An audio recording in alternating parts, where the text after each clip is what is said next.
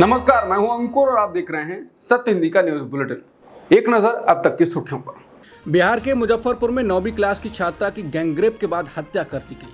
आरोपियों ने उसके ब्रेस्ट काट दिए, प्राइवेट पार्ट पर भी चाकू से हमला किया। सोमवार को उसका शव अर्धनग्न अवस्था में पोखर में मिला। उसके मुंह पर कपड़ा बांधा था। अगल बगल मांस के चिथड़े और खून के धब्बे थे। पीड़ित छात्रा के परिवार ने कहा कि रविवार की रात 5 लोग घर से बेटी को उठाकर ले गए। उन्होंने बेटी को ले जाते समय कहा कि तुम्हारी बेटी का रेप करेंगे।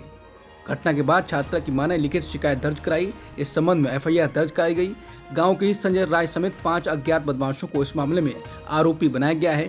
पुलिस से मिली जानकारी के अनुसार संजय राय नाबालिग से शादी करना चाहता था।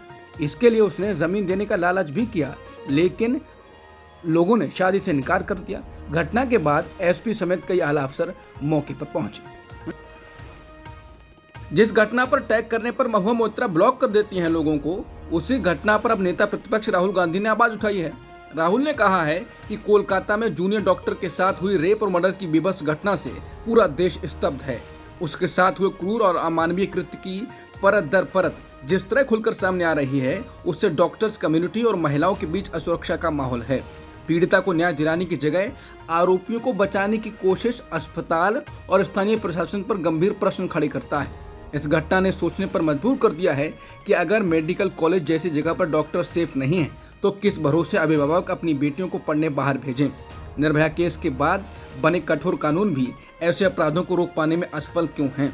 राहुल ने कहा कि हाथरस से उन्नाव और कठुआ से लेकर कोलकाता तक महिलाओं के खिलाफ लगातार बढ़ती घटनाओं पर हर दल हर वक्त को मिलकर गंभीर विचार विमर्श कर ठोस उपाय करने होंगे। मैं इस असहनीय कष्ट में पीड़िता के परिवार के साथ खड़ा हूं। उन्हें हर हाल में न्याय मिले और दोषियों को ऐसी सजा मिले जो समाज में एक नजीर की तरह प्रस्तुत की जाए। हालांकि लोकसभा में नेता विपक्ष राहुल गांधी ने महुआ मोइत्रा को टैग नहीं किया, इसलिए ब्लॉक होने से बच गए। नहीं तो नेता प्रतिपक्ष ब्लॉक हो जाए तो अच्छा नहीं लगता।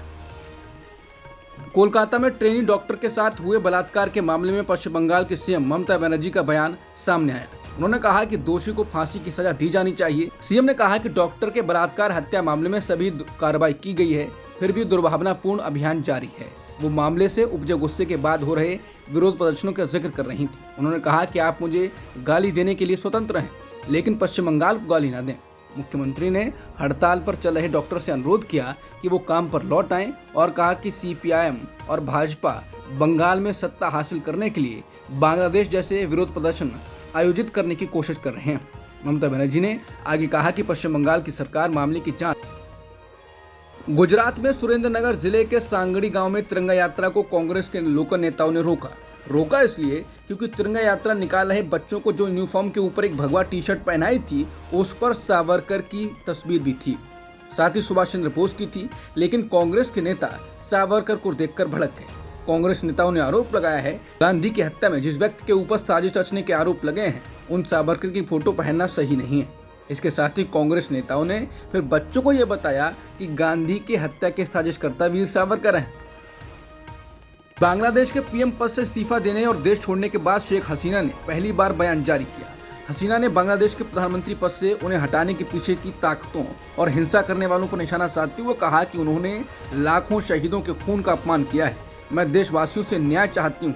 शेख हसीना ने मांग की है कि देश में दंगाइयों को दंडित किया जाए। उन्होंने अपने पिता शेख मुजीबुर रहमान की प्रतिमा को नुकसान पहुंचाने के लिए भी न्याय की मांग की, जो बांग्लादेश के संस्थापक थे। शेख हसीना ने अपने बेटे साजिद वाजेद के एक्स अकाउंट पर बांग्ला भाषा में बयान जारी किया। इसमें उन्होंने अवामी लीग के खिलाफ तख्तापलट को अपने पिता, बांग्लादेश के संस्थापक राष्ट्रपति बंगबंधु शेख मुजीबुर रहमान और देश के लिए अपने प्राणों की आहुति देने वाले कई शहीदों का घोर अपमान बताया। ऑस्ट्रेलियाई सांसद जूलियस लीसर ने देश की संसद में बांग्लादेश के हालात और वहां हिंदुओं समेत बाकी माइनॉरिटी पर हुए हमले का मुद्दा उठाया। सांसद जूलियन लीसर ने इसे मानवीय तबाही बताते हुए कहा कि बांग्लादेशी हिंदुओं को हिंसक उत्पीड़न का सामना करना पड़ रहा है। अपने संबोधन में उन्होंने कहा कि बांग्लादेश में कानून व्यवस्था लगातार बिगड़ती जा रही है। बांग्लादेश में अलग अलग धर्मों को मानने वालों के बीच आपसी सम्मान कम होता जा रहा है। ऐसा इसलिए है क्योंकि लोगों की अपनी अलग अलग राजनीतिक विचारधारा है।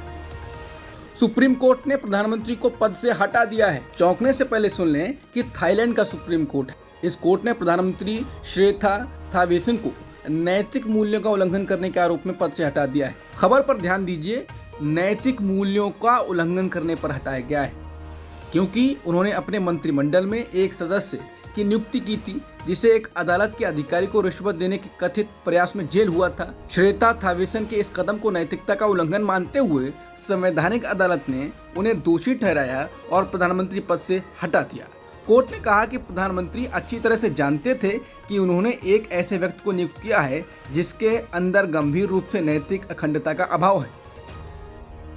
महाराष्ट्र के डिप्टी सीएम अजीत पवार ने कहा है कि उन्होंने हालिया लोकसभा चुनाव में अपनी चचेरी बहन सुप्रिया सुले के खिलाफ अपनी पत्नी सुनेत्रा पवार को मैदान में उतारकर गलती की। वर्तमान में राज्यव्यापी जन सम्मान यात्रा पर निकले पवार ने एक मराठी चैनल से कहा, किसी को भी राजनीति घर में प्रवेश नहीं करने देना चाहिए। बता दें, महाराष्ट्र में 2 महीने बाद विधानसभा चुनाव हैं, ऐसे में पवार का ये बयान मायने रखता है। सुप्रीम कोर्ट ने दिल्ली के मुख्यमंत्री अरविंद केजरीवाल को अंतरिम जमानत देने से इनकार कर दिया। इस मामले में अब अगली सुनवाई 23 अगस्त को होनी है। समाचार एजेंसी पीटीआई के अनुसार सुप्रीम कोर्ट ने इस मामले में सीबीआई को भी नोटिस जारी किया है। पूर्व विदेश सचिव लॉर्ड डेविड ओवेन ने इजरायल और ईरान के बीच मौजूदा लड़ाई पर चिंता जताई और कहा कि ये संकेत हैं कि परमाणु हथियार लक्ष्य हो सकते हैं। लॉर्ड ओवेन ने कहा कि उन्होंने ऐसी कार्रवाई की है जो बताती है कि अगला हमला एक दूसरे के परमाणु हथियारों पर हो सकता है। ये बहुत खतरनाक है। उन्होंने कहा कि इसलिए मुझे लगता है कि ये संकट ईरान और इजरायल के बीच पहले हुई कुछ लड़ाइयों से भी ज्यादा खतरनाक है। ईरान के द्वारा इजरायल पर हमला करने की धमकी देने के बाद अमेरिका ने मिडिल ईस्ट में अपनी सबमरीन तुरंत भेज दी। अमेरिका इजरायल का खास दोस्त है। इस बीच अब यूनाइटेड नेशन में अमेरिका ने कहा है कि वो मिडिल ईस्ट में तनाव कम करने की योजना बना रहा है। अमेरिकी राजदूत लिंडा थॉमस ग्रीनफील्ड ने बताया कि अमेरिका भविष्य में किसी भी हमले को रोकना और उससे बचाव करना चाहता है और किसी भी क्षेत्रीय संघर्ष को टालना चाहता है। संयुक्त राष्ट्र में अमेरिका का ये प्रतिक्रिया ऐसे समय आई है जब अमेरिकी विदेश मंत्री एंटनी ब्लिंकन ने मिडिल ईस्ट का अपना दौरा फिलहाल टाल दिया है। इजरायल के रक्षा मंत्री योब गैलेंट और इजरायल के प्रधानमंत्री बेंजामिन नेतन्याहू के बीच कल कैबिनेट में ही झड़प हो गई। गैलेंट ने नेतन्याहू के विचार को बकवास बताया और फिर नेतन्याहू ने इजरायल के नैरेटिव के खिलाफ काम करने का आरोप लगा दिया। हालांकि अब ईरान को लेकर इजरायल के रक्षा मंत्री ने कहा है कि इजरायली डिफेंस फोर्स और खुफिया एजेंसियां लेबनान और ईरान में हो रही घटनाओं पर बारीकी से नजर रख रही हैं। उन्होंने कहा कि इजरायली डिफेंस फोर्स और खुफिया एजेंसियां किसी भी खतरे को दूर रखने के लिए दिन रात 24 घंटे काम कर रही हैं। साथ ही हमारी सेना हमले के अलग अलग विकल्पों को तैयार रखे हुए है ताकि हम जब चाहें जहां चाहें हमला कर सकें। अमेरिका के राष्ट्रपति जो बाइडेन ने ईरान के हमले को रोकने का तरीका बताया था और उम्मीद जताई थी। बाइडेन ने कहा था कि अगर गजा युद्ध विराम पर सहमति बन जाती है तो ईरान इजरायल पर हमला नहीं करेगा, ऐसी उम्मीद है। फिर सूत्रों के हवाले से रॉयटर्स ने भी खबर चलाई कि ईरानी अधिकारी भी यही कह रहे हैं। लेकिन अब ईरान ने अमेरिका और इजरायल की हमला न होने की अंतिम उम्मीद भी तोड़ दी है। संयुक्त राष्ट्र में ईरानी परमानेंट मिशन ने कहा कि गजा में युद्ध विराम और बंधकों की रिहाई पर फिलिस्तीनी हमास आंदोलन और इजरायल के बीच किसी भी वार्ता में ईरान भाग नहीं लेगा। न्यूयॉर्क में संयुक्त राष्ट्र में ईरान के मिशन ने कहा कि तेहरान ऐसी वार्ता में भाग नहीं लेगा और ना ही लिया है। वहीं हमास के एक अधिकारी ने कहा कि वो गुरुवार को संघर्ष विराम वार्ता में भाग नहीं लेगा, यानी हमास भी भाग नहीं लेगा और ईरान भी भाग नहीं लेगा, जिससे ये मजबूत संकेत मिलता है कि वार्ता में कोई भी सफलता अभी भी मायावी है। सफलता मिलने की संभावना ही ना मानो। देशों को उम्मीद थी कि हमास और इजरायल एक समझौते पर पहुंच सकते हैं। ईरान और इजरायल के बीच युद्ध की आशंकाओं के बीच रूसी राष्ट्रपति व्लादिमीर पुतिन ने मंगलवार को फिलिस्तीनी राष्ट्रपति महमूद अब्बास से मुलाकात की। रूस में हुई मुलाकात में पुतिन ने कहा कि मॉस्को फिलिस्तीन के लोगों की दुर्दशा से आहत है, दुखी है और एक पूर्ण राज्य बनाने की उनकी आकांक्षा का समर्थन करता है। पुतिन ने कहा कि यूक्रेन में युद्ध की मांग के बावजूद मॉस्को मिडिल ईस्ट की घटनाओं पर ध्यान दे रहा है। वहीं अनुभवी नेता अब्बास ने कहा कि रूस फिलिस्तीनी लोगों के सबसे प्यारे दोस्तों में से एक है। उन्होंने पुतिन से कहा कि हमें आप पर विश्वास है, हमें आप पर भरोसा है और हम आपका समर्थन महसूस करते हैं। उन्होंने कहा कि संयुक्त राष्ट्र सुरक्षा परिषद में जहां रूस वीटो रखने वाली 5 शक्तियों में से एक है, वहां रूस को इजरायल की कार्रवाई के खिलाफ काम करना चाहिए। बता दें, जहां अमेरिका इजरायल के साथ खुलकर है, वहीं रूस मिडिल ईस्ट को दिखाना चाह रहा है कि अमेरिका उनके साथ है और हम आपके साथ हैं। उसके बावजूद साथ में है जबकि हम युद्ध में हैं। बता दें, रूस ने कुछ दिन पहले ईरान को S-400 एयर डिफेंस सिस्टम भी दिए थे। रूस ने यह काम 15 साल बाद किया। S-14 दुनिया का सबसे advance anti air defence system है। अमेरिका ने इजराइल को 20 अरब डॉलर के लड़ाकू विमान और अन्य सैन्य उपकरण बेचने की मंजूरी दे दी। पेंटागन का कहना है कि वो इजराइल की सुरक्षा के लिए प्रतिबद्ध है। इजराइल के धुर दक्षिणपंथी और नेशनल सिक्योरिटी मामलों के मंत्री इत्तेमार बेन गिविर ने सैकड़ों यहूदियों के साथ यरूशलेम के सबसे पवित्र स्थानों में से एक अल अक्सा मस्जिद में प्रवेश किया और प्रार्थना की।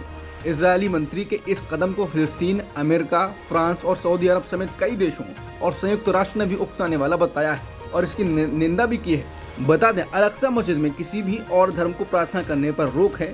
फ्रांस ने कहा है ये नया उकसावा है जो मंजूर नहीं है। यूक्रेन के राष्ट्रपति वोलोदिमीर ज़ेलेंस्की ने दावा किया है कि उनके देश की सेना रूस के कुर्स्क क्षेत्र में कई दिशाओं से आगे बढ़ रही है। ज़ेलेंस्की ने कहा कि कुर्स्क में हमारी सेना कई दिशाओं से 1 से 2 किलोमीटर तक आगे घुस गई है। हालांकि इसकी पुष्टि नहीं हो पा रही है। अभी ये भी पता नहीं चल पाया है कि यूक्रेनी सेना ने रूसी क्षेत्र की कितनी जमीन पर कब्जा किया है। विनेश फोगाट को सिल्वर मेडल मिलेगा या नहीं, इस फैसले को आने में लगातार देरी हो रही है। मंगलवार को आना था लेकिन फिर टल गया। अब इसकी सुनवाई 16 अगस्त को होगी। CAS ने कहा कि अब ये तारीख 16 अगस्त को पेरिस के समय अनुसार शाम 6 बजे तय की गई है। जापान के प्रधानमंत्री फुमियो किशिदा ने सत्तारूढ़ लिबरल डेमोक्रेटिक पार्टी के नेता के रूप में फिर से चुनाव नहीं लड़ने का फैसला किया है। इसी के साथ ये तय हो गया है कि जापान को अब एक नए प्रधानमंत्री मिलेंगे। फुमियो किशिदा ने इस फैसले के बारे में कहा कि पार्टी को नई शुरुआत की जरूरत है। 67 वर्षीय किशिदा के सितंबर में पार्टी के नए नेता चुने जाने के बाद प्रधानमंत्री पद से हटने की उम्मीद जताई जा रही।